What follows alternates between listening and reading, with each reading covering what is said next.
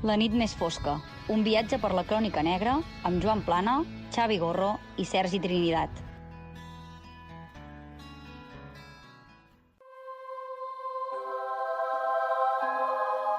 El que al principi semblava una bonica història d'amor entre dues persones de 60 anys que s'havien conegut per internet va acabar per convertir-se en un crim digne de ser tractat al nostre programa, La nit més fosca.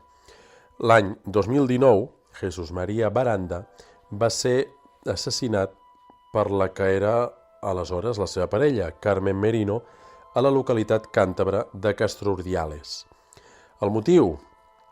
Segurament, al cap de la senyora Merino, tot el pla era perfecte, però suposo que a mesura que anem explicant el cas anireu comprovant que l'objectiu pervers de la senyora Merino per cometre aquest crim no es podia assolir, i menys encara de la manera matossera amb el que el va cometre. Descobrim-ho tot seguit. Benvinguts a La nit més fosca. La nit més fosca. Bones, benvinguts un dia més al programa de crims i de crònica negra, La nit més fosca.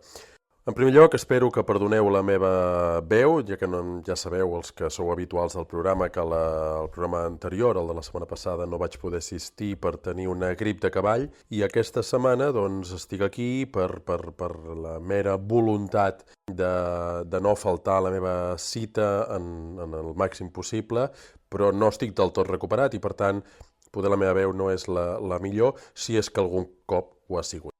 En tot cas, estem aquí una setmana més per parlar, com sempre, d'un crim, i aquest cop parlarem d'un crim que va passar a Espanya, d'aquests crims canyís, autèntics, que a més és un cas que ja veureu que, com molts, però que també té una mica de tot, i el millor que té segurament és el nom, perquè és el conegut com a crim de Castro Urdiales. Ja sabeu que sempre que hi ha un crim ha de ser en un lloc amb un nom que doni com un rotllo així tenebrós, diguis Puerto Urraco, diguis Castro Urdiales. I per parlar d'aquest crim, que ja veureu que té xitxa, tenim, com sempre, el nostre historiador habitual, en Joan Plana, a qui saludem tot seguit. Bona, Joan. Molt bona, Sergi. Què tal, com estàs? Doncs molt bé i amb moltes ganes de reprendre avui aquests crims i de tornar-te a tenir entre nosaltres. Doncs bé, m'has trobat molt a faltar o com va això? Sí, la veritat és que sí. En Gorro ho va presentar molt bé, és un gran professional, sap fer de tot, sap de cultura i sap de presentació, però, vaja, és que el nostre és amor, i si no estem tots tres no és el mateix. És cert, i a més en Gorro no està a la lliga de presentadors de podcasts extraordinaris, i això doncs suposo que es nota, no? Però bé, en tot cas, ja sóc aquí, que no cunda el pànico, i bé, ja ens hi podem tornar a posar amb l'alegria de sempre, perquè avui, a més, tenim un cas en el qual segurament doncs, ens ho passarem una mica... No, anava a dir ens ho passarem bé. Aviam, entenguis, no, però sí. No, Joan? Jo sempre m'ho passo bé fent el programa, vull dir, mira que hem fet casos escabrosos, però sempre m'ho passo bé. Jo he de dir respecte al de la setmana passada que jo no hi era, que efectivament ja ho va dir en Gorro. Gorro és una persona venjativa i malvada, on les hi hagi, perquè, esclar, castigar-me per estar malalt, quan estar malalt ja és prou càstig, i fent un tema que m'interessava bastant per tota la polèmica generada i perquè hagués pogut fer aportacions molt interessants, doncs és de mala persona. Però bé, en tot cas, després ja tindré unes paraules amb ell. De totes maneres, aquest cas d'aquesta setmana tampoc està malament, no és el mateix, però tampoc està malament. En tot cas, ens hem de... Però puc parlar, tot i que no m'hagis presentat? Bueno, sí que vols que faci, si vols parlar. No, només dic que jo sóc el presentador de Pànic a la ciutat, un dels millors programes de la radiodifusió a l'estiu. Bueno, sí, però és com el Gran Prix dels podcasts, no? És un programa de divertimento, però amb una qualitat escassa, no? Això dius tu. En tot cas, bueno, és entretingut, hi-hi-ha-ha, però ja, el programa titular és aquest i l'altre doncs és un estatge d'estiu, no? És com un Barça contra un equiputxo d'aquells de Massachusetts, no? Millor no parlis No és del el Barça perquè es malinterpreta Ni de tot l'Espanyol, després. sobretot no parlem de l'Espanyol. No, sobretot que no. no. Parlem de futbol. No, a mi no m'agrada el futbol, la gent no sé què us obsessiona. Però... Anem al lío, perquè llavors ens emboliquem i acabem malament. Joan, ens hem de situar a l'any 2019, o sigui, fa molt poquet, Sí. no fa ni 5 anys, a Castrourdiales, Cantàbria. Sí, senyor. Què passa a l'any 2019? Bueno, si ens vols situar en el context històric d'un any que bé, que qui més qui menys ja l'ha viscut i ja sap què va passar, però bueno, per si vols fer algunes referències, no? Bueno, doncs l'any 2019 l'Espanyol va baixar a segona, això per començar. Bueno, comencem molt malament perquè acabem d'explicar que... Però bueno. Bueno, és una dada, no hem dit res, és una dada certa i comprovable al Marca. O sigui, a l'hemeroteca del Marca ho podeu comprovar, això no hem dit res nosaltres, això es va passar i ja està. Bé, doncs, en tot cas, és una dada relativament recent. Per exemple, és un any que hi va haver 2 eleccions generals a l'estat espanyol, ni més ni menys. A més, hi va haver també eleccions municipals, hi va haver eleccions autonòmiques a una part important de les comunitats autònomes espanyoles, per tant va ser un any molt electoral. També va haver eleccions europees, vull dir que es va votar moltíssimes vegades. També és l'any del judici als presos polítics, per exemple. I avui concretament ens situarem a la bonica localitat de Castro Urdiales, que és a Cantàbria, concretament a la frontera amb el País Basc. Actualment té una mica més de 30.000 habitants i heu de saber que jo, mentre anava prenent notes per preparar el programa, he estat tota l'estona escrivint Castro Urales i només just ara, abans de començar el programa, m'he fixat que no és Castro Urales, sinó que és Castro Urdiales. Però, sincerament, m'agrada molt més Castro Urales. Castro Urales deu estar com més a prop de Minsk, no? Sí, però no descarto al llarg del programa en algun moment dir-li Castro Urales, sigui perquè se m'escapi, sigui perquè el nom realment mola més. En tot cas, els nostres oients, quan en Joan digui Castro Urales, es refereix clarament a Castro Urdiales. Feta aquesta puntualització. Tenim 2 protagonistes, una víctima i una botxina, per entendre's, no? Sí. La víctima seria Jesús María Baranda i la botxina seria Carmen Merino. Ja han fet l'spoiler principal. Ara, a partir d'aquí, com comença aquesta història, Joan? Doncs comença amb una història d'amor. Moltes vegades les històries acaben amb una història d'amor. En aquest cas, comença amb una història d'amor i acaba molt malament. Comença amb una història d'amor d'un... Sí, exacte. Comença amb una història d'amor i acaba amb una història de mort. La història d'amor és entre un senyor càntabre, el senyor Jesús María Baranda, i la senyora María del Carmen Merino. Era una parella gran, que tots dos vorejaven la 60ena aproximadament. Ui, que la meva mare escolta el programa i s'enfadarà ara, Bueno, home, tenia una certa edat, no sé com dir-ho, no era un amor entre adolescents de 15 anys, diguem-ho així. Bueno, però dir a la gent de 60 anys, dir-li gran, avui en dia jo crec que estan a la flor de la vida, Bueno, doncs aquesta gent efectivament pensaven el mateix perquè van decidir, doncs tots dos havien tingut relacions prèvies i van decidir començar de nou una vida en comú. Bueno, fins aquí tot molt maco. Sí, en teoria sí, però com tothom es pot imaginar, la cosa no va acabar tan bé. Ells, espera un moment, perdó, talla gorro, que ara m'he perdut. Aquí, vale.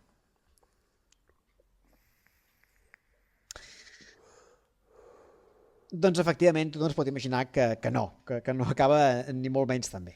La Carmen, la Maria del Carmen, en teoria doncs, coneix en Jesús a distància perquè ella vivia a Andalusia, ell vivia a Cantàbria, però doncs, tot i distància salta l'amor, salta la xispa, això tu Sergi saps molt bé de què va, això de relacions a distància que després s'acaben ajuntant, sí. I finalment la Maria Carmen decideix anar-se'n a viure amb en Jesús a Cantàbria.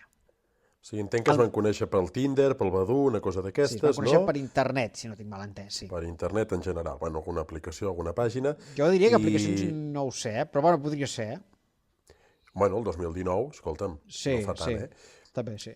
I es van enamorar a distància Uh i llavors va ser quan la senyora Merino, des d'Andalusia, es desplaça a Cantàbria a conèixer aquest senyor. I s'hi queda, s'estableixen en el pis, tenia un dúplex molt ben parit, en Jesús, els dos s'instal·len allà, comencen la seva vida en comú, a més, tot i que no era una parella de 15 anys, feien una mica vida de parella jove, perquè, escolta'm, van decidir que tots dos es van jubilar, per tant, escolta'm, era un moment de viatjar, de sortir a sopar a llocs, de descobreixer coses, d'alguna manera, doncs, aquest verb tan català que és que festejaven. Sí. Tot perfecte, doncs. Tot perfecte, la relació es va anar consolidant, vull dir, van fer un cercle social en comú, tot plegat, tot preciós, si busqueu per internet, doncs al Google Maria del Carmen Merino i Jesús María Baranda trobareu tot de fotos de tots dos, supermacos, abraçadets, fent-se petonets, tot preciós, fins que un bon dia, concretament el mes de febrer d'aquell any, del 2019, en Jesús, de cop i volta, desapareix. Perquè quan portàvem de relació? Doncs mateix, aproximadament crec que portàvem una mica més d'un any en aquest moment. Ara no tinc la data exacta, però crec que més o menys vorejava al voltant d'un any, sí, més o menys. Bueno, en tot cas, en Jesús desapareix sense deixar rastre. I inicialment és la pròpia senyora la que deu donar la veu d'alarma, no? De dir, home, m'ha desaparegut el xicot. Doncs no. De fet, els que s'extranyen són la seva família i els seus amics. D'acord? No, val a dir una cosa, sembla ser que en Jesús, tot i que tenia fills, amb els seus fills no tenia una relació molt i molt estreta. És a dir, no és que estiguessin relació trencada, però en tot cas tenia una relació més o menys distant. Per tant, no és tant d'estranyar que si ell desapareixés, doncs durant uns dies els fills podrien arribar a no assabentar-se'n. El que passa és que, clar, a mesura que van passar els dies i ningú sap res del seu pare, doncs després sí que comencen a preocupar-se. També es comencen a preocupar els seus amics, amb els quals amb aquests sí que tenien un contacte més diari i escolta, doncs realment es comencen a preocupar. La Maria Jesús, justament el que fa és explicar que, escolta, que no, que en Jesús se n'ha anat a passar uns dies a Galícia, els hi diu inicialment, d'acord, allà perquè té uns coneguts, i ha decidit anar a passar uns dies allà, i jo me quedo aquí a casa, i ell ja tornarà, i tal. Però, esclar, van passant els dies, els amics no en saben res i comencen a preocupar-se. Llavors comencen a enviar-li missatges, no? Li envien whatsapps, el truquen, li envien SMS, també, per intentar contactar amb ell. Com que la preocupació va en augment, en Jesús decideix finalment respondre als missatges. Després d'uns dies de no fer-ho, els hi contesta els missatges, els diu, escolta, no patiu, estic bé, estic aquí a Galícia, tal i qual, i estic amb uns amics, estic fent unes coses privades, un tema personal, no patiu. Vale? Bueno, això inicialment... Perquè, aviam, clar. No tinc clar que fos ell o no sé si poder la Rosa Peral. Qui contestava aquests missatges, Bueno, aviam. més o menys. Aviam. Inicialment... Què més passa, aviam, aquí? Inicialment els amics es tranquil·litzen, però esclar, com que segueix sense aparèixer, doncs mica en mica es van preocupant. Tornen a trucar-lo, ell no agafa mai el telèfon, no despenja mai, sinó que només contesta els whatsapps.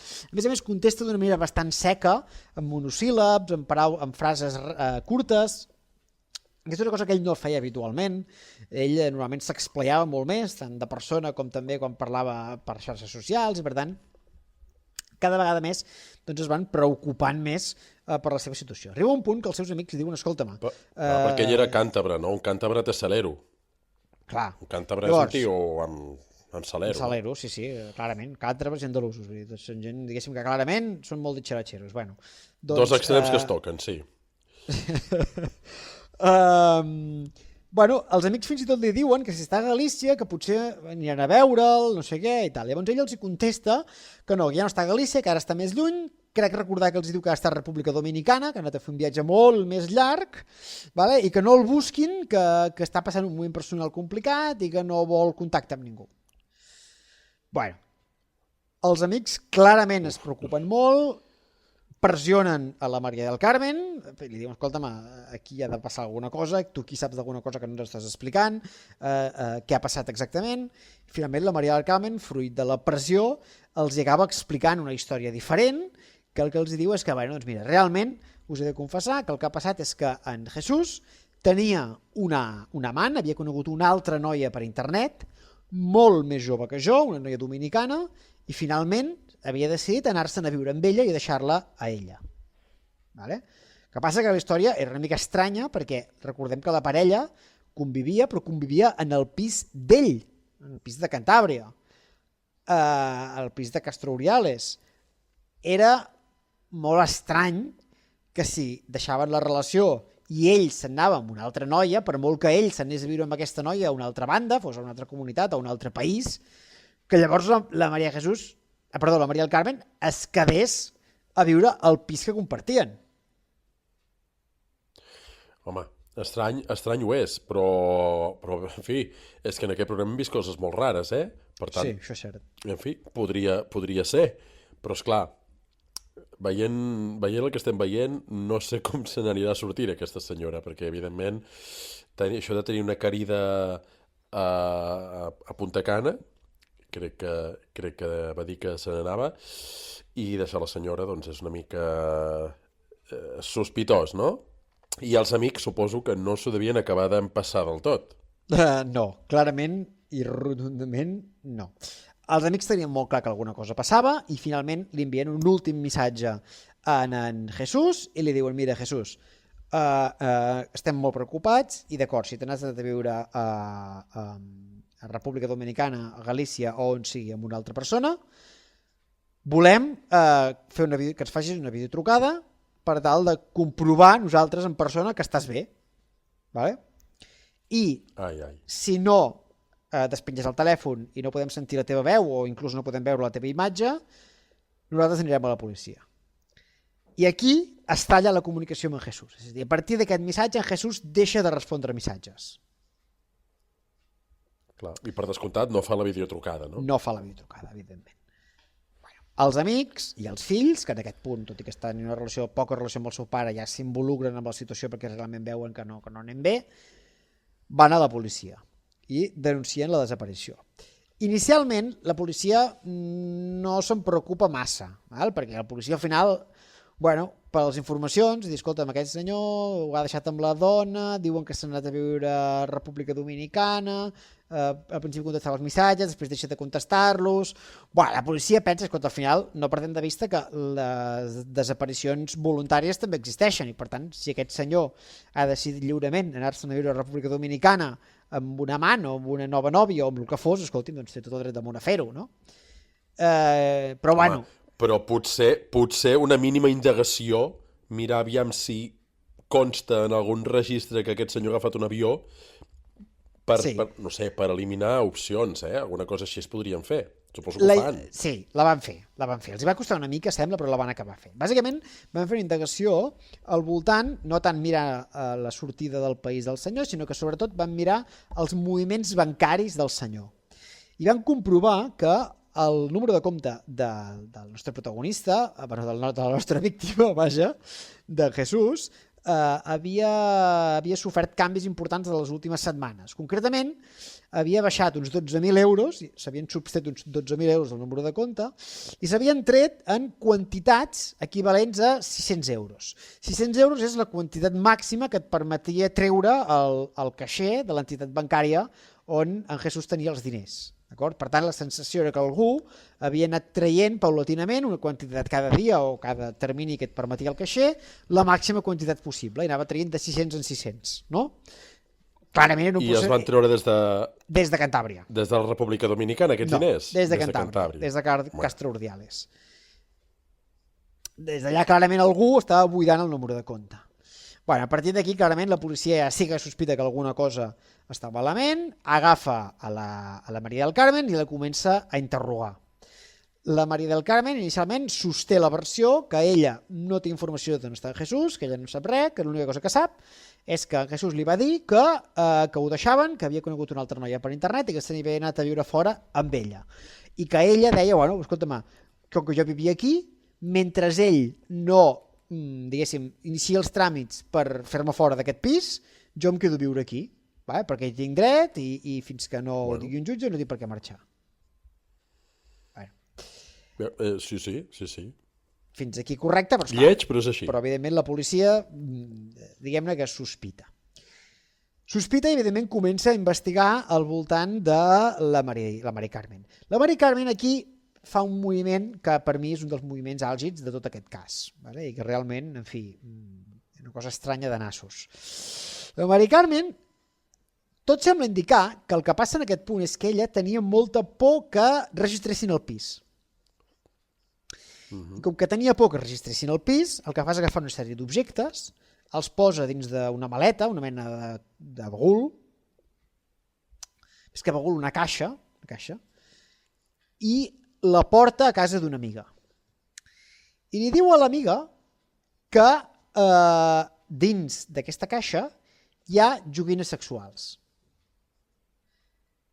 I li diu... Per l'amiga? No, són joguines sexuals d'ella, de la Mari Carmen, i li diu a l'amiga que com que està la cosa una mica remoguda amb el tema d'en Jesús, que els fills apreten, que els amics apreten, que escolta'm, que ves que en qualsevol moment no li registrin el pis com a part de la investigació per saber què ha passat amb en Jesús.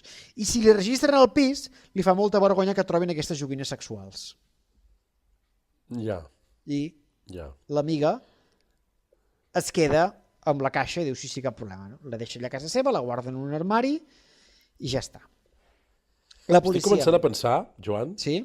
Estic començant a pensar, que potser, no ho sé, però potser és possible que no hi hagués joguines sexuals a dintre d'aquesta caixa? Hi havia joguines sexuals. Ah, hi havia joguines sexuals. Això... I l'amiga no li dona per mirar-la, no? Perquè l'amiga, evidentment... Home, l'amiga... Jo no tocaré aquí coses jo que no... Com jo suposo que si jo et deixés una caixa a casa teva de coses privades no la miraries. A veure, si són joguines sexuals, és que, bueno, deixem-ho aquí. Jo és que no en tinc de joguines sexuals, És a dir, no en gasto jo de joguines sexuals. Però, home, allò que dius, bueno, potser per fer unes risses, aviam quins vicis té en Joan, que, per cert, deuen ser curiosos. Home, poder sí que una miradeta faria, no? No ho sé. N'hi hauria de trobar. De moment, Joan, podem certificar en públic que no m'has deixat mai una caixa de joguines sexuals, ni em consta que en tinguis. Ja dependrà de tu, bueno, fer algun comentari al respecte o no. Però bueno, en tot cas, no ens centrem tampoc, Jo crec que aquí podem trobar el filon... Ja m'estic imaginant quin pot ser l'emoji d'avui. Però... Clar, no, això t'anava a dir. Aquí podem trobar el filon de comentaris i emojis d'avui, És a dir... De fet, clar, no hi ha emojis explícitament sexuals, però jo crec que el repte seria que... Clar, no hi ha unes boles xines d'emoji, no? No, però la gent hauria de comentar quin és l'emoji que per ell és més sexual. I que no sigui ni la berenjena ni el melocotón, ni l'albergínia ni el préssec, sisplau. Aviam que la gent busqui en emojis coses sexuals. I després, si volen comentar la millor joguina sexual que hagin provat mai i en què consistia, doncs també serà benvingut. Ostres, i si a més a més ens ho explica la senyora que es va liar amb un quillo, pot ser la bomba, aquesta història. Pot ser fantàstic. A veure. Aviam. Bueno, seguim, en tot cas, no ens desviem del tema. A la caixa, efectivament, hi havia joguines sexuals. Això era cert. El que passa és que aquella caixa va estar a casa de l'amiga durant uns dies, d'acord? Crec recordar inclús que durant un parell de setmanes ben bones. I va arribar un punt que l'amiga, saps què va començar a notar? Home, que es va engegar un vibrador sol i sentia un... no sé. No.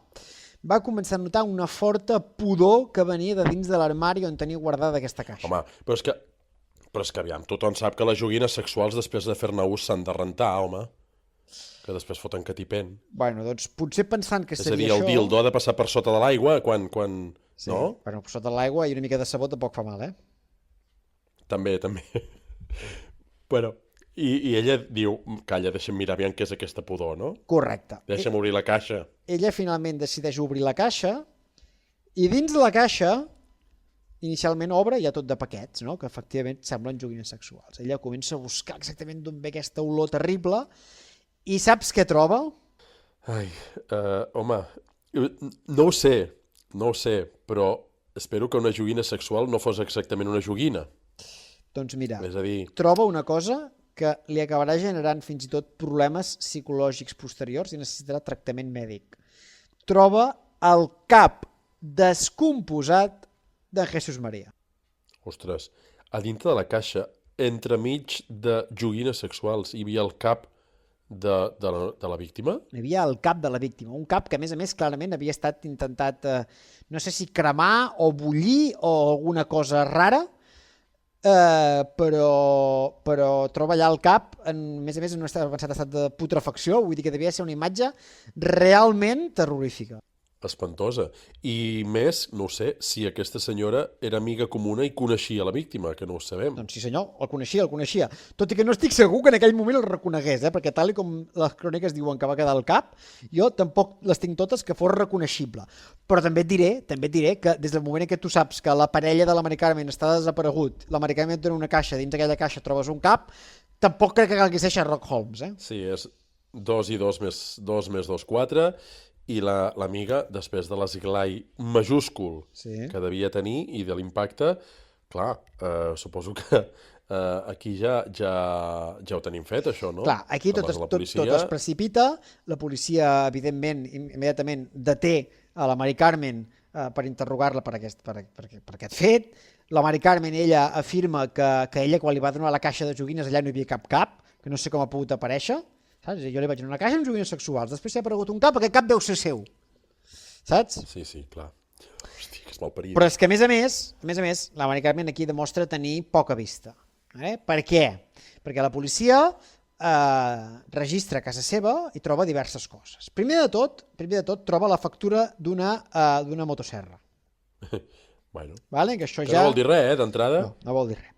Però és que, a més, a part de trobar la factura de la motosserra, analitza el seu ordinador i en els dies posteriors a la desaparició de Jesús María troba una sèrie de recerques a Google. Hi ha diverses coses, però bàsicament jo en destacaria 3 que són les més xules que he vist que m'han semblat fantàstiques. Aviam. N'hi ha una que diu, ¿cuánto tarda en descomponerse un cadáver? Hi ha una altra que diu, ¿cuánto tiempo tiene que pasar para declarar a una persona desaparecida como muerta y heredar? Mare meva. I encara hi ha una tercera que per mi és la millor, que diu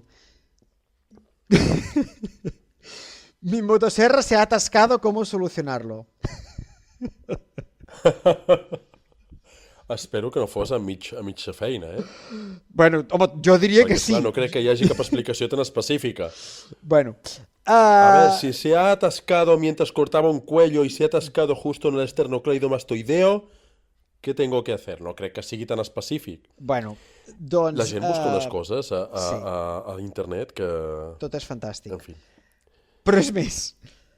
A més, quan es destapa el pastís, de cop i volta, truca a la policia una senyora que és l'empleada domèstica del pis que compartien la Mari Carmen i en Jesús. Aquesta senyora manifesta una situació que en aquell moment no li va semblar especialment estranya, però que ara, vista en perspectiva, doncs li causa un estupor molt gran. Que és que uns mesos enrere la Mari Carmen la va trucar per si podia venir a casa seva a ajudar-la amb una tasca. Aquesta tasca és que ella tenien una terrassa gran en el pis i en aquesta terrassa tenien tot de plantes. La Mari Carmen li diu que havia canviat la terra d'aquestes plantes i que la terra que havia retirat, la terra vella, l'havia posat en tot un seguit de sacs i que aquests sacs necessitava baixar-los fins a baix per tirar-los al contenidor. Que ella sola no podia i necessitava l'ajuda d'aquesta senyora per tal de transportar els sacs. La senyora diu que els va dir que sí, que cap problema, però que va quedar sorpresa de l'enorme pes que tenien aquells sacs. I per tant... És que la sorra pesa, Pesa, però esclar, ara... Que jo vaig tenir una època que me va donar per tenir aquí aloe veres i coses i, bueno, se'n van morir totes perquè sóc un cafre cultivant coses, i al tirar-la vaig haver de tirar, jo sí, que era sorra de veritat, i Déu-n'hi-do, pesa. Doncs ella, com que apareix al cap, doncs lliga caps, mai millor dit, i diu, calla, ves que aquells sacs que pesaven tantíssim no continguessin les restes humanes, els trossos del pobre Jesús Maria. I segurament així era, no? I segurament així era, tot i que en aquest cas no es van arribar a trobar. Estem parlant que van passar moltes setmanes. No es va trobar la resta del cos del senyor, no es va arribar a trobar? No es va arribar a trobar, només tenia el cap. Només el cap. Només el cap. Ja. Bueno, malgrat això, la policia considera que hi ha indicis suficients i envia la Mari Carmen a judici. Vale? La teoria... Aquesta senyora ha begut oli, perquè... Sí, pinta malament. Aviam com se'n surt d'aquí. Pinta malament. Sí. La teoria de la Fiscalia, vale, en base a les proves, és que la Maria del Carmen havia matat en Jesús. La idea era per intentar rascar alguna cosa de l'herència, vale? Que havia fet passar en Jesús per desaparegut i que havia decidit fer aquesta tàctica tan que havia esquartat el cadàver, que havia fet desaparèixer les restes amb la terra, amb aquests sacs de terra, i havia decidit fer això tan estrany del cap, vale, que jo quan ho estava investigant i anava mirant articles sobretot de premsa, que una mica anaven narrant el cas, pensava, però per què carai et desfas de tot i no del cap? No? Exacte. Doncs es veu que ella pensava que si no trobaven la resta del cos no hi hauria proves suficients per condemnar-la. És a dir, com que si no hi ha cos no hi ha delicte, només hi ha cap, no hi ha cos. Saps? No val. Bueno, és una interpretació molt estricta. Sí, bueno. de la... Però molt, Sí, bueno, i literal, no literal. Cos, literal. Aquesta senyora deu tenir... Sí, molt literal. Sí. Bueno, i per això fa aquesta argúcia per no haver d'esperar no sé quant de temps per declarar-lo mort, perquè si no havia d'esperar molt de temps fins que legalment es pogués declarar mort i després ella pogués heretar, vale? I la seva idea era que trobessin el cap, doncs. Clar, perquè amb això el declaraven mort però que no trobessin proves suficients com per acusar-la en ella. Bueno, malgrat això, evidentment la seva argúcia no va funcionar, o almenys no va funcionar del tot, perquè l'absència de cos va provocar que certament hi haguessin proves suficients com que apuntaven cap a ella, però que faltessin alguns detalls concrets suficients com perquè la seva condemna fos relativament petita, perquè per un cas d'assassinat hi podien caure molts més anys, però com que no es va poder provar l'alevosia, es va acabar condemnant a només 15 anys. Tenint en compte que hi havia l'agreujant de parentesc. Cosa que realment a mi m'ha sorprès. La Rosa Peral, per exemple, li van caure 25 anys per un cas similar, 25 anys, i ella 10 anys menys, no està malament. Déu-n'hi-do el bé que se'n va sortir. És que aviam, el que no es pot provar és l'ensenyament, l'acarnissament, l'alevosia, en fi, crec que és bastant clara, o almenys es pot comprovar que no és un homicidi, entenent homicidi com una cosa no premeditada. Jo crec que aquí la pròpia dinàmica del crim i la recerca es pot portar a pensar que hi havia una premeditació i una ferma voluntat planificada d'acabar amb la vida d'aquest senyor. Però en fi... Doncs aquí el jurat va considerar que no. No estaven al judici, per tant no sé jo... I de fet ho va dir amb tanta rotunditat que els fills fins i tot van acabar renunciant a al·legar. O sigui, no van apel·lar. Perquè van entendre que la sentència era molt ferma jurídicament i que no hi havia base per apel·lar. Doncs no sé, potser m'agradaria mirar-ho, perquè com a curiositat m'agradaria mirar-ho, perquè em sembla estrany. Però, en fi, coses més rares s'han vist. Jo, en tot cas, des d'aquí aprofito aquesta plataforma que ens ofereix La nit més fosca, el podcast, per convidar-vos a no assassinar a ningú per diners, perquè heu de saber que si es descobreix que heu matat aquella persona, no cobrareu res, I no només no cobrareu res, sinó que, a més, acabareu a la presó. I creieu-me que el crim perfecte és molt difícil i aquí ho veiem tot sovint. Tot i que també hem vist casos de crims no resolts, però en fi, no mateu a la gent, sisplau. No mateu a la gent. Sí, en general és bo no matar la gent. No es fa això. No s'ha de matar la gent. I menys algú que has conegut per internet, que tens una... Perquè, esclar, jo ja fins... Aquí ja m'aventuro, però jo ja podria arribar a imaginar que tot estava planejat des del moment en què es va subscriure aquesta senyora a la pàgina aquesta, És a dir, no sé fins a quin punt aquesta senyora no va dir deixa'm buscar algú per acabar fent tot això. No ho sabrem mai, potser, però, esclar, genera el dubte, no? Per un moment he pensat que et No ho sé, referies als oients, però... a subscriure's a la nit més fosca, saps? És a dir, en plan, estar subscrit a No, la a nit més fosca és com una prova de que estàs planejant un assassinat. No, bueno, ja fa uns quants programes vam tenir una concatenació de casos d'assassins fanàtics dels programes de True Crime. Sí. Que no sabem, no sé si tenim la dada del fanatisme d'aquesta senyora, que per cert, aquesta senyora, això va passar el 2019, la nit més fosca va començar el 2017. Ningú pot descartar que no ens escoltés, Podria ser. I que d'aquí vingués la seva afició, No ho descartem. En tot cas, una salut... Bueno, aquesta senyora està a la presó, no? Perquè no ho hem acabat d'explicar. Sí. Per tant, no crec que ens escolti ara. Sí. Està entre reixes. Bueno, ens podria escoltar des de la presó, Sí, i a més no li queden masses anys perquè la condemna, quan has dit que va ser, 15 anys? 15, sí. No li queda massa, massa, ja. Per lo que podria haver sigut, no li queda massa i suposo que els nostres podcasts encara estaran penjats por ahí perquè ens pugui escoltar, per tant, en fi, doncs una salutació aquí a una salutació des d'aquí a aquesta dona i Déu-n'hi-do. Joan, no sé si hi ha alguna cosa més a afegir, suposo que moltes en aquest cas. No sé si tens algun detall que ens haguem passat per alt, alguna curiositat, alguna cosa més. Doncs no, només recordar als nostres oients que responguin això, l'emoticona que per ells consideren més sexual, les joguines sexuals millors que han provat a la seva vida i que ens encanta que ens vinguin a visitar Roses i ens expliquin directament totes aquestes històries que ens posen als comentaris, que ens ho expliquin directament. Sí, i aprofitaré per demanar disculpes als oients que ens van venir a veure Roses. No hi vaig poder ser, aquell dia estava de guàrdia, vaig tenir una guàrdia molt intensa. De fet, m'atreveixo a dir que és la guàrdia més intensa que he tingut des de que m'hi dedico, això de ser advocat. I jo, la meva intenció era poder venir, però és que va ser impossible, vaig acabar a misses dites.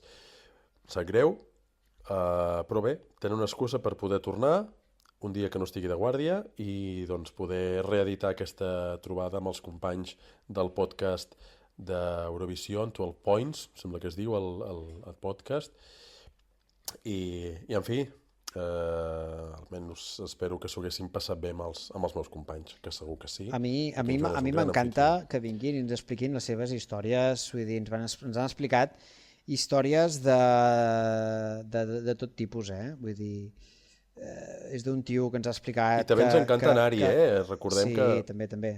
Nosaltres ens venem per tots els directes del món. Si algú fa allò a l'aniversari de la iaia i vol contractar, que no contracti un grup de boleros, que ens contracti nosaltres, home, per amenitzar la festa. No, ni el pallasso xungo. Clar, no. Exacte, sí. És que el meu nen fa 7 anys, fem una festa amb els companys de classe, doncs venim allà i li expliquem al nen el crim aquest que apareix un cap allà a dins d'un d'això de joguines sexuals. Home, que al nen li encantarà i als companys de classe també. El nen ha de créixer ja sapiguent el pa que s'hi dona a la vida. En aquesta vida hem vingut a patir. I els nens, clar, pallassos, llavors arriben a l'adolescència i s'adonen compte que allò és una pallassada. La vida, tu t'has de donar compte ràpid de lo que és la vida. I la vida és això, també. I després ens expliquen històries seves. Una oient ens va explicar que el seu pare gairebé el segresta Hezbollah a Beirut, per exemple. Vull dir que això són històries xules. Sí. Bueno, ja en tot cas podem deixar per un proper programa explicacions de coses d'aquest tipus, no? Perquè jo encara me'n recordo del programa que vam fer en directe al Barcelona Film Festival, que va haver-hi un oient que va venir allà, que vam parlar i que era fill d'un cas No m'ha quedat clar si la víctima o l'assassí, intueixo que l'assassí, d'un cas molt conegut i encara no sé quin era i aquí m'ha quedat l'espineta clavada perquè no sé quin... Recordes, Joan? Sí. Bé, doncs ens agrada que la gent ens expliqui quins contactes ha tingut amb la Crònica Negra, també, que segur que tu i jo, Joan, tenim una avantpassada no molt llunyana, que va ser assassinada, el cas que vam fer també ja fa anys, en un programa curt, i que vam investigar nosaltres mateixos. Doncs tothom té algun cas que algun altre programa ens poden explicar també. Bé, Joan, crec que hi ha algú per aquí que està esperant que li donem pas, perquè està mossegant-se les ungles ja. I, per tant, és aquell punt del programa, ja podeu una mica en fi, de resquici, no? En el qual el nostre expert cultural ens va explicar cosetes sobre el cas. Clar, no sé, és aquest cas que és molt recent i que sobre és de per aquí. No sé si hi ha moltes coses i, per tant, no sé què ens explicarà, però en tot cas deixem que ens ho expliqui el nostre expert cultural, en Xavi Gorro, aquí ressaludem tot seguit. Bones, Xavi. Hola, què tal, com anem? Persona malvada. Què tal? Perdó? No, res. No, que què tal? Bé, aquí estem. Bueno, què tal, com vas? Bé, aquí escoltant-vos atentament. T'ha agradat el programa o què? Ui, curiós, molt curiós, m'ha agradat molt. Bueno, segur que no estaves ni escoltant. Sí, sempre estic escoltant. Bueno, doncs, escolta'm, suposo que no hi ha masses coses avui, no sé si suposo veu malament, però alguna cosa em fa pensar que potser no hi ha molt de material i no sé si el vols gastar el temps amb llegint comentaris o què vols fer? Total, fas el que vols. Bueno, tenim coses, Jo he buscat coses. Sí? Bueno, alguna cosa hi ha. Però comencem amb comentaris, si vols, perquè tenim comentaris endarrerits. Sí. I podem llegir-ne uns quants. Comencem pels... Perdó.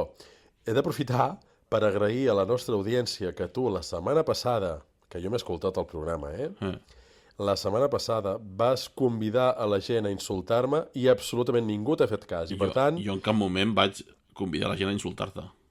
I tant. Vas dir, si voleu comentar, insulta en Sergi perquè salta programes, endavant. I ningú t'ha fotut cas, perquè la nostra audiència m'estima. O potser no es van donar compte que no hi eres. Sí, potser també és això. No ho sé, jo prefereixo pensar que l'audiència m'estima i que no ha volgut insultar-me, tot i que bé, en fi, que si voleu insultar, és a dir, no coneixereu persona en el món que se li empixi més que a mi, però en fi, en tot cas, agrair aquesta ignoració a la teva crida malvada. Què tenim? Doncs, si et sembla, comencem amb els comentaris del programa de Nadal, diguem, aquell de broma que vam fer. Hòstia, sí que anem lluny. Que no era de broma, que era sèrio, saps? Però bueno. Era molt sèrio, sí. L'alternatiu. Sí, l'únic que no el vam fer nosaltres, sinó que ho vam fer les podem dir amigues, ja, no? Home, jo crec que amigues i en fi. I què més? Més a saber. Més a saber. Què insinues? Vos estàs destapant alguna cosa? No insinuo res, jo. Estàs destapant alguna cosa? No. Amigues. Vale. Doncs anem amb els comentaris del programa dels Crims de Cheshire. Bàsicament, a la majoria de gent li ha agradat, com per exemple la Cristina Roda, en Plis Plats, en Francesc Xavier Ribolgue o la Neus BC, que li ha agradat molt, i en Turkish Machine, que ens va saludar des de Boston. No sé en quin ànim, sinó de fer-se... Quina fred a Boston. Sí, de fa molta fresca a Boston, Hòstia, Boston fot fred. Doncs per Nadal, imagina't. Suposo que en faria més. No ho sé, suposo. Però bueno, va tenir l'escalf del programa. Segurament. Per superar aquesta fred que fa per aquells verals. Sí, segurament. L'Eduard Fernández Villatoro també ens diu que molt bon capítol i la Roser Lleó diu que li encanten els episodis que fem el Dia dels Innocents. El problema que hi ha, que ja no se'ns acut res més que fer per l'any que ve. Sí, és que ja arriba un punt en què jo no sé què fer, Perquè, esclar, ja ens pilleu de seguida. Sí. Però bueno, hi ha alguna cosa se'ns acudirà, perquè tenim un gran equip de pensadors. Tenim un any per pensar-ho.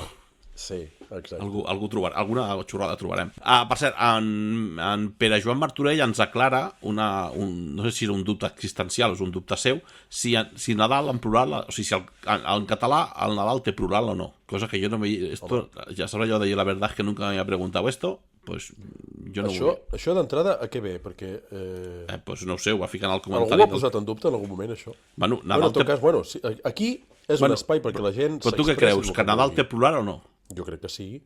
els Nadals... Doncs jo crec que tu t'equivoques, perquè ens ha enviat un enllaç a una web d'aquestes oficials, de catalans de veritat, que diu els Nadals en català fem servir sempre el mot singular. Per tant, haurem de dir encara no sé què fer aquest Nadal, en lloc de dir encara no sé què faré aquests Nadals. O sigui, Nadal en castellà en plural no existeix. No, bueno, això sí. Sí, no seria la traducció de Navidades. Sí, jo me refereixo al Nadal en plural quan parles de diversos Nadals. Bueno, sí, però o sigui, els Nadals... Si és un sol Nadal, sí. Crec que és claríssim que és un Nadal. Això és un dubte... Nadal. Sí, aquest és un dubte que tenia ell o... Però si dius, hòstia, no ho sé. jo tots els Nadals... Llavors sí que suposo que estaria permès. Ara he generat un dubte del dubte, jo. Però en fi... Bueno, ja que es fiquin d'acord els lingüistes. En tot cas, el Nadal ja ha passat, ja podem esperar fins al següent per aquest dubte, no passa res. Sí, pel que fa al cas dels 3 de West Memphis, la Cristina Roda ens diu Quinta Mas, per la cançó que vaig ficar al final, diu quina il·lusió, és dels meus casos preferits, segueixo en Damian a Twitter i és bastant actiu. En principi, ara, el 2024, hi haurà una audiència del seu cas al Suprem d'Arkansas, veurem. Pues a veure què passa. Aviam, jo aprecio de forma desmesurada a la Cristina Roda, però en quin moment de la vida decideixes fer follow en un criminal o suposadament criminal random d'Estats Units a Twitter? Jo segueixo Donald Trump a Twitter. Bueno. És que partint de la base... També és un criminal americà, sí. Però, ostres, no sé, és molt random, no? Seguir a Twitter a aquest Enza? No ho sé.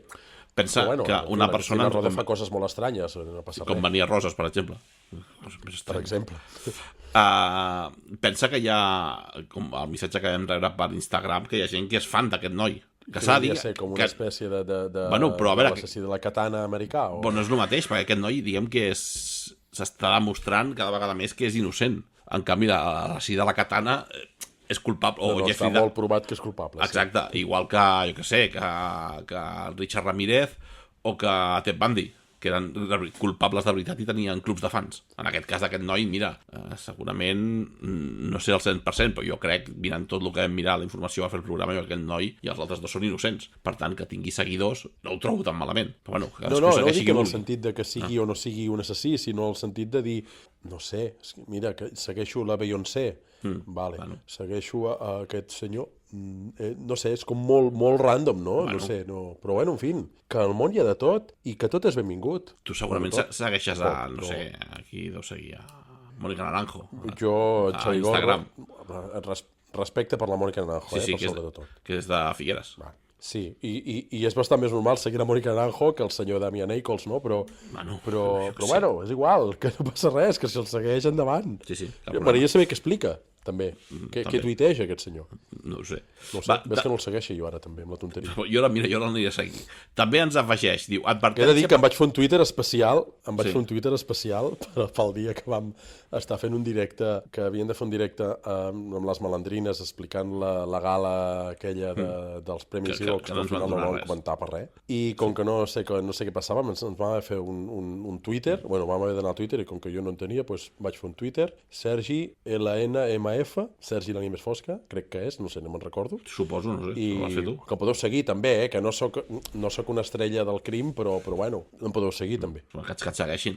Doncs la Cristina Roda també ens diu advertència per qui vulgui veure els documentals de Paradise Lost, que són els 3 documentals que parlen sobre el cas. Diu que són els que avisa ella i diu aviso que surten els cadàvers dels nens despullats sense censura a l'escena del crim. Ho dic perquè una cosa és escoltar-ho i l'altra és veure-ho, per si algú vol evitar-ho. Diu, però els documentals valen molt la pena. És cert, és un avís que a mi m'arriba tard, perquè ja l'havia vist molt abans, i de fet em va sorprendre moltíssim. Sí. Perquè veure imatges d'un cadàver en un documental sense censura és molt fort, si és de nens és doblement fort, i si a més és tal qual, em va semblar totalment fora de lloc, innecessari i pertorbador a extrems insospitats. Però és una imatge que ja me la van fotre i arribo tard, però... De veritat, tingueu en compte aquest petit detall, perquè és al·lucinant, i detalls que es veuen, que ni explicaré, però que, en fi, no tinc paraules. Doncs la Cristina Roda acaba el documental està bé per això, El documental està bé per això. Llarg. 7 hores de documental, Però bueno. Sí. La Cristina Roda s'ha dit que acaba el comentari dient, amenaçant més que res, diu, ens veiem al Ceba Negra. Sí, perquè hi anem, no, el Ceba Negra? Hi anem, sí. Al moment has dubtat. Perquè és el tercer any de Ceba Negra i tercer any que hi anem. Jo estic començant a pensar que hi ha una mano negra en el Ceba Negra. Segurament. Jo estic començant a pensar que hi ha algú de l'equip de la nit més fosca que té contactes molt estrets amb l'organització d'aquest festival, perquè, en fi, alguna cosa passa aquí, No sé, potser sí. No sé. Bé, en tot cas, allà hi serem. Queda poquet ja, Ho fem molt bé i... Sí, tant de bo fos això, però em sembla que no sé si és això. Però, en fi, nosaltres encantats de que ens convidin, evidentment, ens ho passem molt bé en el Ceba Negra, a pesar de que aquest any, acabo de recordar que ens vas dir fa un parell o tres de programes que anàvem després d'esmorzar. Sí. O abans, depèn. Això també haurem de parlar, Sí.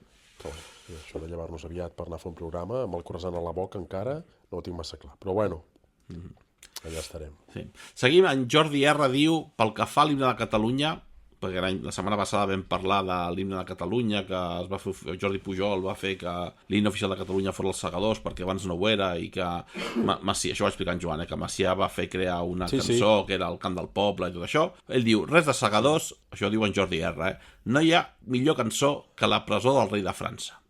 Això de la presó del rei de França és allò de l'elèctrica d'arma, no? Sí, és el lo. Clar, dic, a veure... Però això ens convertiria en una espècie d'Espanya, no? A l'hora de cantar l'himne, perquè em sembla que no té lletra aquest himne. No, però a veure, és també... un lo. Sí, però també hauríem de dir una cosa. A veure, això de l'elèctrica d'arma, ja anem-ho deixant aquí, no?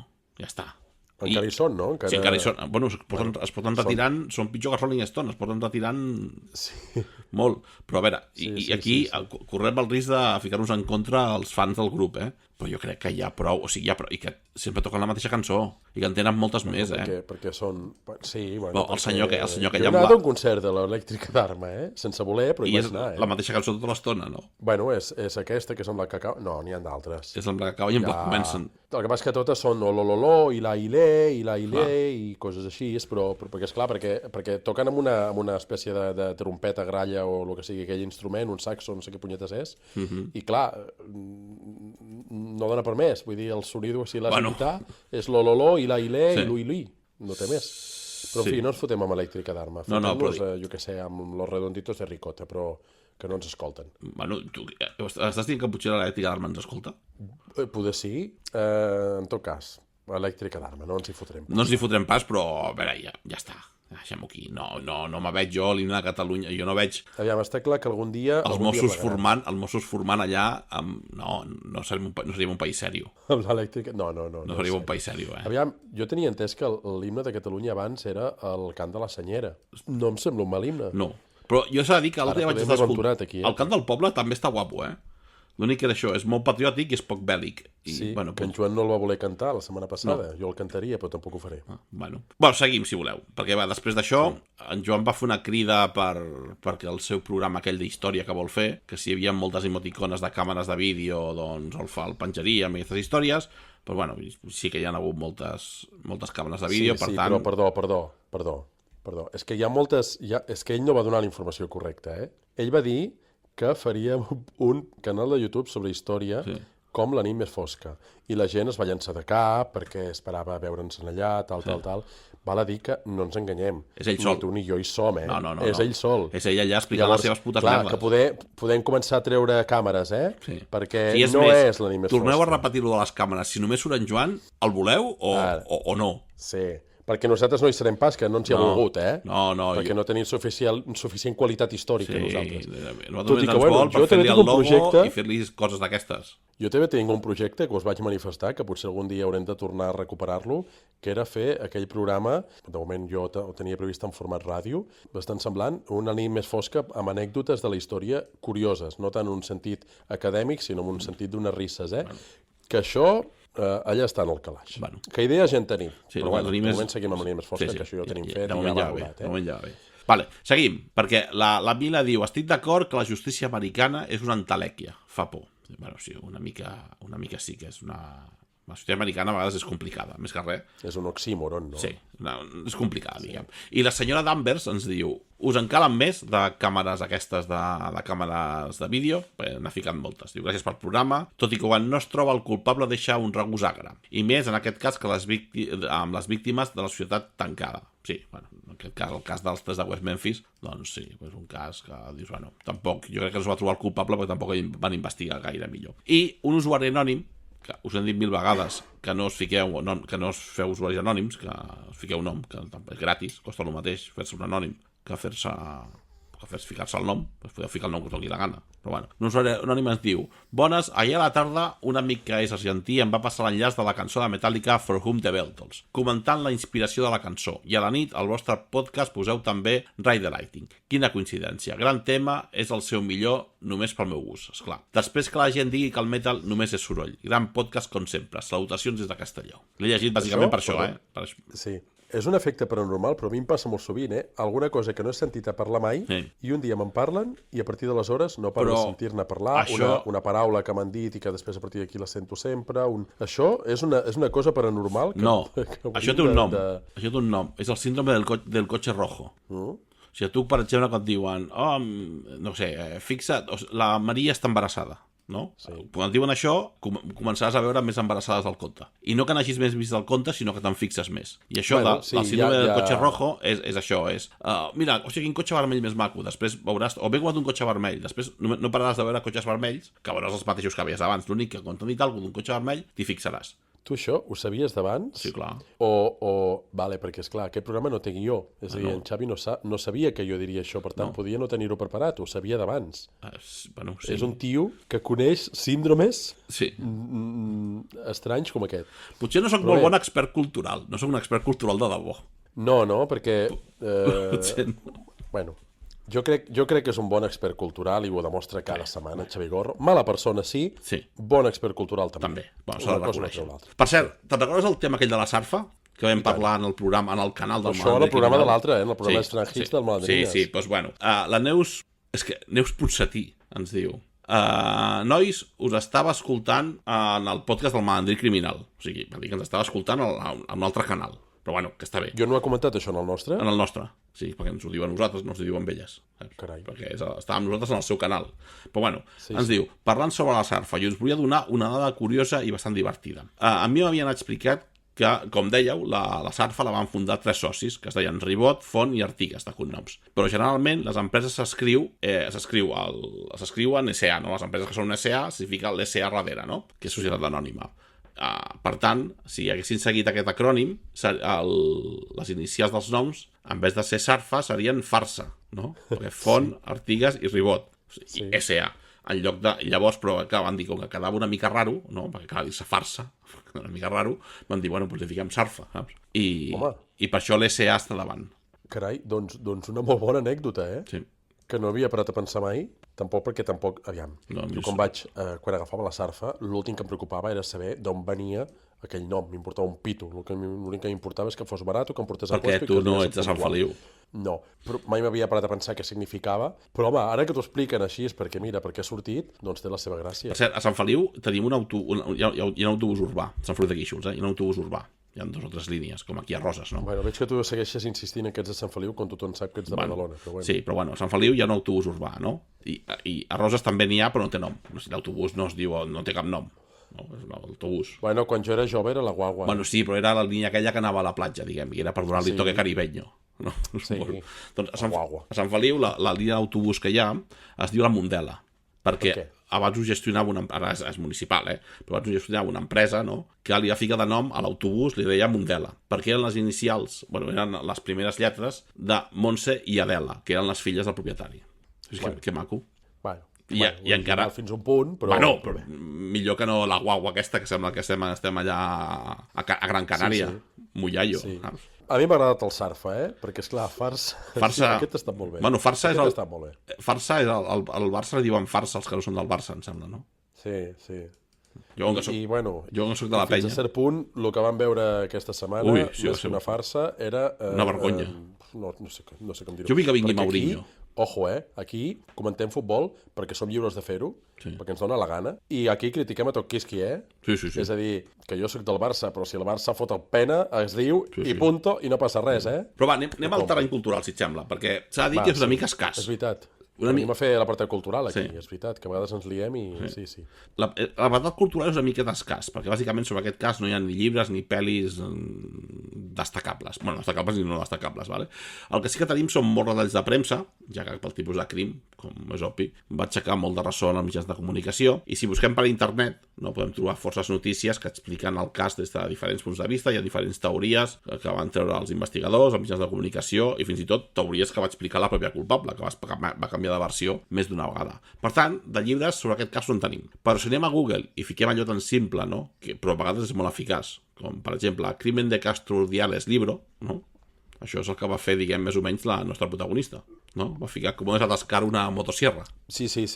Doncs jo he fet el mateix, he fet la prova i dic, a ficar Crimen de Castro Urdiales libro. Doncs m'ha aparegut un llibre sobre el crimen de Castro Urdiales, però no sobre el crimen de Castro Urdiales, sinó un llibre que es diu El crimen de Fiona Clark, que és una novel·la policíaca que està inspirada en un fet real que va passar a Eivissa i que és part d'una trilogia d'una sèrie de llibres que estan ambientats a l'illa i que està escrita per un senyor que es diu Francisco Marín González, que té la particularitat de ser de Castro Urdiales. I per tant, doncs, bueno, us recomano aquest llibre que es diu El crimen de Fiona Clark. Molt patillat, això. Bueno, però... Molt patillat, Si ho fiques al Google... Però bueno, és que si no hi ha res, no hi ha res. Una recerca ràpida al Google te soluciona una secció del programa, no? Sí, i un assassinat. Perdona'm una cosa, però és que estem parlant de recerques estranyes al Google. Clar, jo, presentador d'un podcast de crims i advocat, és que, esclar, si mireu la meva recerca, entre que busco informació sobre els casos i que a vegades busco coses per la meva feina, doncs també puc semblar molt sospitós, perquè, esclar, podeu trobar Crimen de Castro Urdiales. Bueno, avui a sota hi trobaríeu Com hacer panacota, perquè aquesta tarda he fet panacota. Doncs si et sembla anem pel terreny audiovisual. Parlem de documentals i programes de televisió sobre el cas, perquè algun n'hi ha. El primer és un programa que segurament et sona, que és de La Sexta, que es diu Equipo de Investigación, que porta com a títol El crimen de la cabeza. Aquest el teniu a la plataforma de Player i bàsicament narra com Mari Carmen Merino, una senyora sevillana de 61 anys que estava establerta a Castro Urdiales, era aficionada al ball, va explicar davant del jutge com havia mort el seu company sentimental i com havia ficat el seu cap en una capsa, li ve de la seva amiga donant-li l'excusa que havia d'amagar unes joguines sexuals. Bàsicament el que hem explicat nosaltres, però a la tele.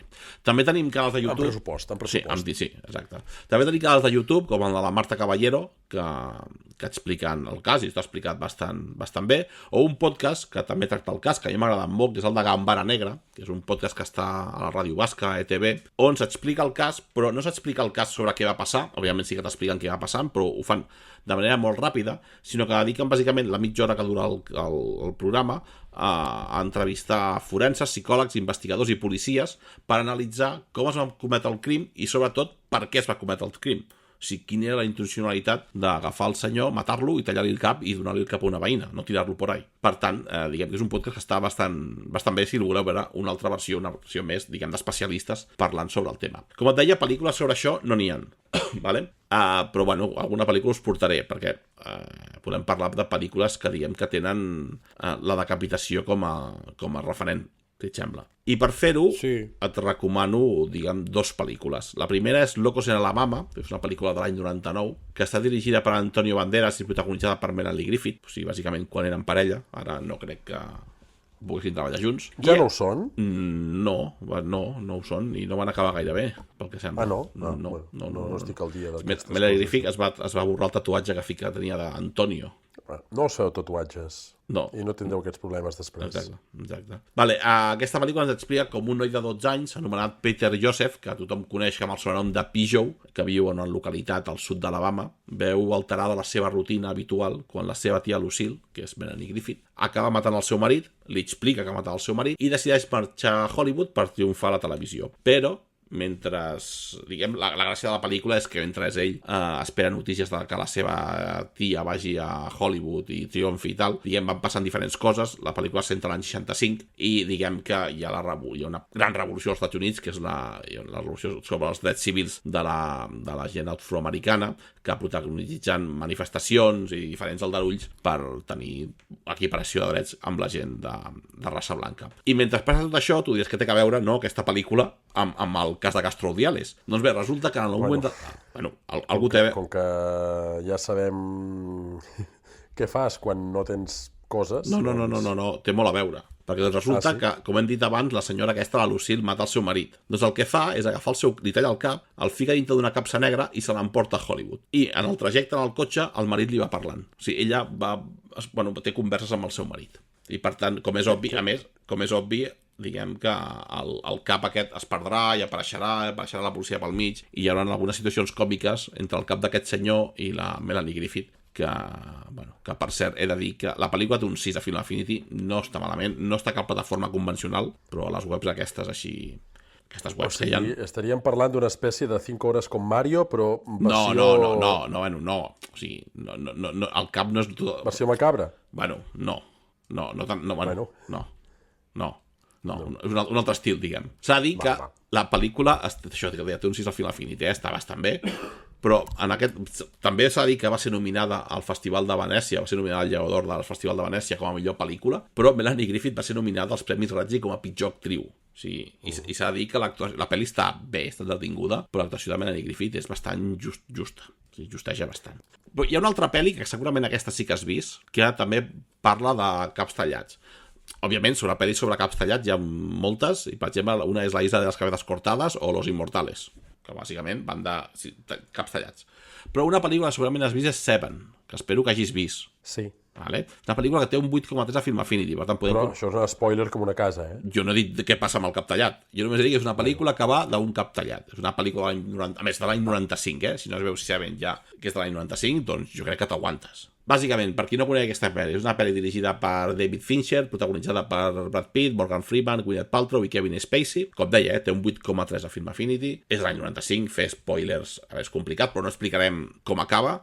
El que sí que es direm que pel mig de la pel·lícula, en algun moment de la pel·lícula, apareix un cap tallat que té molt d'interès per la trama. I aquesta pel·lícula el que ens explica és la història d'un policia veterà del Departament d'Homicidis, que està interpretat per Morgan Freeman, que com és típic està a punt de jubilar-se, i el policia que l'ha substituir és un xurillo, un jove xurillo, que ho sap tot, que es diu David Mills, que està interpretat per Brad Pitt. Doncs bàsicament aquests dos hauran de col·laborar junts amb una sèrie d'encontronazos que tenen entre ells per resoldre els assassinats que està cometent un psicòpata que es basa en els 7 pecats capitals. I a partir d'aquí doncs, passen coses i en algun moment de la pel·lícula apareix algú que li tallen el cap. I això és molt important per la pel·lícula. I no explico res més per si no l'heu vist. Jo no l'he vist, però estava pensant que en la pel·lícula Maria Antonieta no hi ha caps tallats, bueno, sí, clar, també hi ha caps tallats de Antonieta, sí, clar. I no l'has dit? I el com es diu aquell de la motocicleta, el motorista fantasma també, clar, és que... Quina pel·li tan dolenta. Sí, i el Libby Hollows també, hi ha un cap tallat, és que clar, sí que és així. I Scary Movie. Scary Movie segurament també. Sí. Hòstia, hi ha molts caps tallats, molts, però bueno, anem a ser una mica selectius. Va. I si sembla, per acabar ja, passem al terreny musical, però abans de tot farem una crida... Bueno, en el part musical no parlem de cap cançó en concret sobre el cas, sinó que farem una crida i un anunci. Vale? Primer de tot, començarem per la crida. I com bé sabeu, que a mi m'agrada el metal, altres coses, però el metal també. I com també bé sabeu, aquí a Catalunya el panorama del rock dur i del rock en general està malament. Només surten grups d'aquests de patxangueo barato i de reggaeton fals, no? Però bueno, diguem que el programa està complicat. I també sabeu que existeix una revista que es diu Under Rock, que organitza a Girona uns premis que es diuen Premis Under Rock. No? Tu això ho saps, no? Per cert, també aprofitem a la gent d'Under Rock perquè ens envien unes entrades pels Premis Under Rock, ja que estem aquí. Home, estaria bé. Jo he anat alguns anys i s'ha de dir que el pica-pica que hi ha després dels Premis Under Rock és l'hòstia. Pica-pica i barra lliure. Tu ets dels típics que vas als llocs pel Pisco Labis, no? Sí. Els Premis Under Rock? Jo també. Completament. Jo també soc d'aquests. A veure, que els premis ja estan bé, però el pica-pica de després ha anat a menys. Aprofito per dir que al Ceba Negra Pisco Labis no estaria malament. Jo insisteixo cada any, però no em fan cas. L'any passat ens van donar 4 galetes, però que allò no és digne, que hi ha d'haver-hi truita de patates... És que jo això ho he dit més d'una vegada, però Home, que ja tenen pressupost, no?, a aquestes alçades. Suposo, jo no pinto res allà. Però bueno, el que us deia, els premis aquests de rock. Doncs bé, resulta que aquesta vegada, com a disc de millor rock en català, ha estat nominada una banda de metal en català que es diu Metall Fort. Vale? I aquest grup, això és un grup de thrash fundat a Barcelona l'any 2008 que tenen publicat... Que deu ser un homenatge a Cavall Fort, no? Ho sembla, no ho crec, però pot ser que sí. Pot ser que sí. Molta coincidència, però... Pot ser que sí. Bueno. Doncs aquesta gent tenen 2 EPs publicats i un disc que han tret fa poc, que es diu Fantàstic, que és el disc que està nominat, i per tant jo des d'aquí us demano que agafeu aquesta gent i aneu als Premis d'Enderrock, bàsicament aneu a la web d'enderrock.cat, entreu a l'enllaç i els voteu, a veure si han passat la primera fase, a veure si poden passar la segona, i no crec que guanyin, perquè és com impossible, però bueno, és com nosaltres els Premis Evox, que estiguin per allà tocant els nassos, diguem, saps?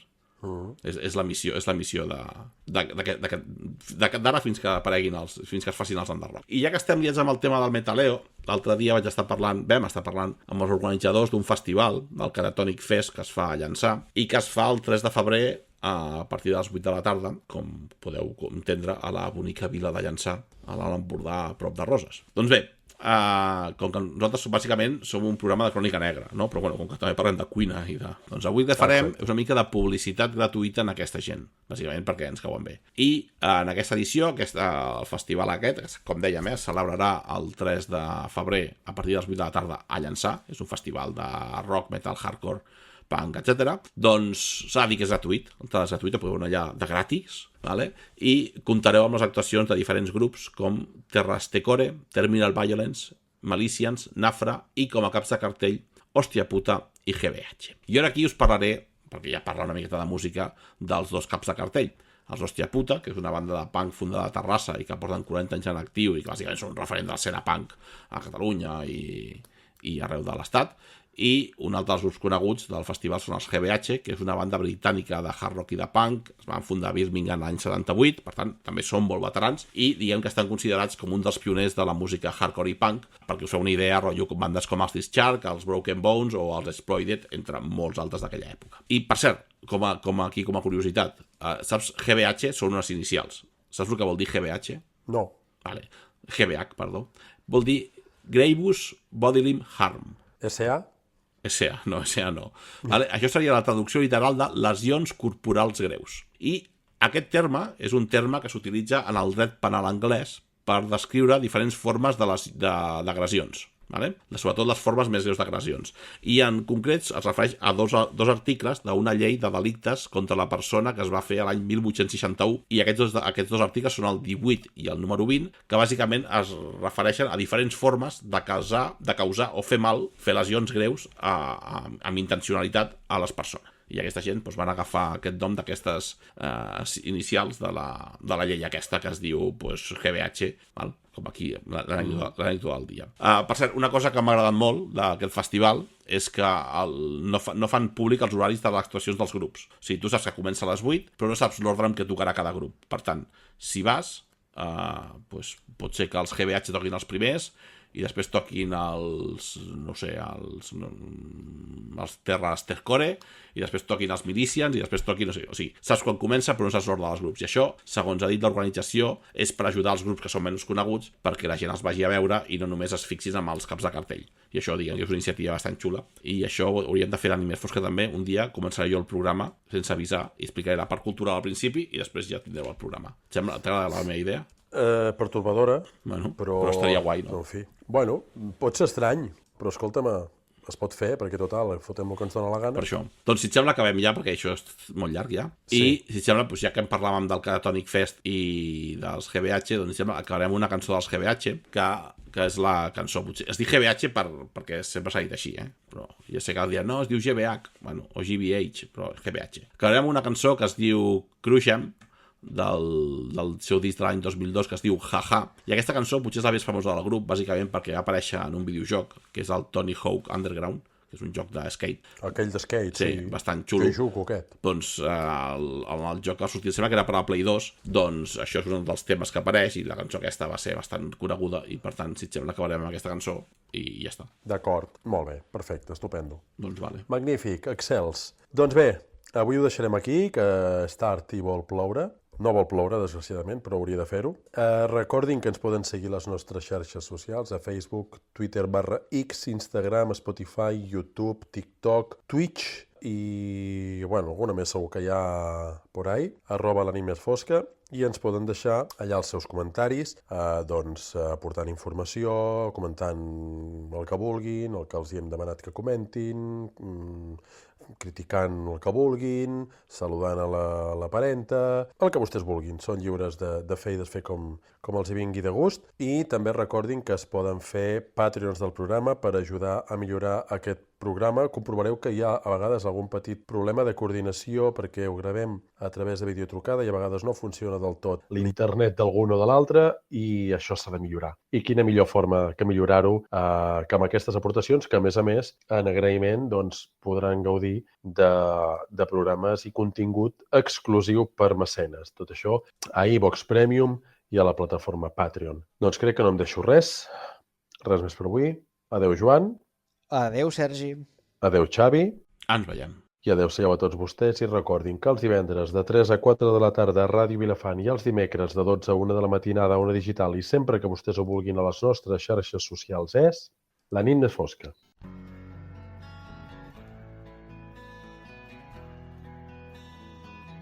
La nit més fosca, un viatge per la crònica negra amb Joan Plana, Xavi Gorro i Sergi Trinidad.